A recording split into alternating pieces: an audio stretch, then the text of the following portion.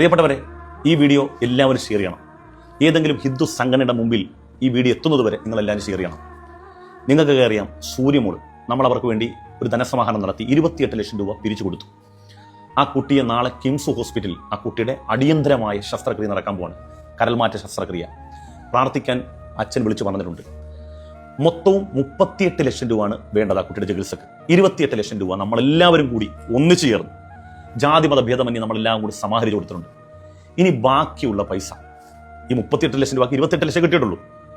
ഈ കാണുന്ന ചിത്രത്തിൽ കാണുന്ന നിങ്ങളെല്ലാവരും കൂടി, നിങ്ങളെല്ലാവരും എല്ലാ സമയത്തും ഹിന്ദുക്കളും ഉണർത്താൻ വേണ്ടി നടക്കില്ല. ഇത് വെല്ലുവിളിയൊന്നുമില്ല, അഭ്യർത്ഥനയാണ്. എന്നെക്കൊണ്ട് ചെയ്യാവുന്നതിൻ്റെ മാക്സിമം ചെയ്തിട്ടുണ്ട്, എന്നെക്കൊണ്ട് കഴിയുന്നതിൻ്റെ മാക്സിമം ചെയ്തിട്ടുണ്ട്. അത് സോഷ്യൽ മീഡിയയിലുള്ള ഈ ധനസമാഹരണം മാത്രമല്ല, വ്യക്തിഗതമായി പലരെയും കണ്ടും ആ പാവപ്പെട്ടവൻ, ഒരു 10,000 രൂപ കിനാവ് കാണാൻ കഴിയാത്ത സുനിലേട്ടന് തൻ്റെ മകൾ സൂര്യയ്ക്ക് വേണ്ടി നമ്മൾ 28 ലക്ഷം രൂപ പിരിച്ചു കൊടുത്തു. ഇനി ബാക്കി പൈസ, ഇത് സൂര്യമോളാണ്, സുഹറ ബീവി അല്ല. ലക്ഷ്മികാനാഥ്, ശശികല ടീച്ചർ, പിന്നെ ഈ കാണുന്ന സഹകരണത്തോട് പറയാണ്, സുഹറ ബീവി അല്ല, സൂര്യയാണ്. ഇതൊരു പൈതൃകം അന്തസ്സും അല്ലേ ഈ ആട്ടുന്നത്?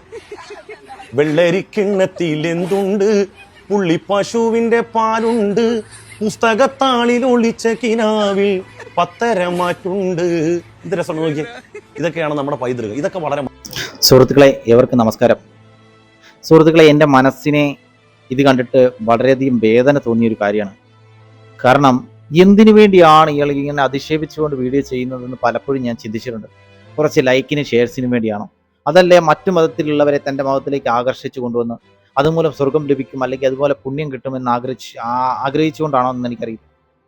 പക്ഷെ ഞാൻ പഠിച്ച ഖുറാനിലോ അല്ലെ ഞാൻ പഠിച്ച മറ്റ് ഗ്രന്ഥങ്ങളിലോ ഒന്നും എനിക്ക് ഇന്ന് വരെ ചാരിറ്റി ചെയ്യാൻ വേണ്ടി മറ്റു മതങ്ങളെ അധിക്ഷേപിച്ചുകൊണ്ട് അല്ലെ അവഹേളിച്ചുകൊണ്ട് അവരെ കുറ്റപ്പെടുത്തിക്കൊണ്ട് അവരെ പരാമർശിച്ചുകൊണ്ട് അവരിലുള്ള ആളുകളെ കൊണ്ടുവന്ന് ഇങ്ങനെ ഫോട്ടോ നിരത്തി അവരെ വ്യക്തിപരമായി അധിക്ഷേപിച്ചുകൊണ്ട് വീഡിയോ ചെയ്ത് ചാരിറ്റി ചെയ്ത് അതുമൂലം പുണ്യം കിട്ടിയ ആരെ എനിക്ക് അറിയില്ല.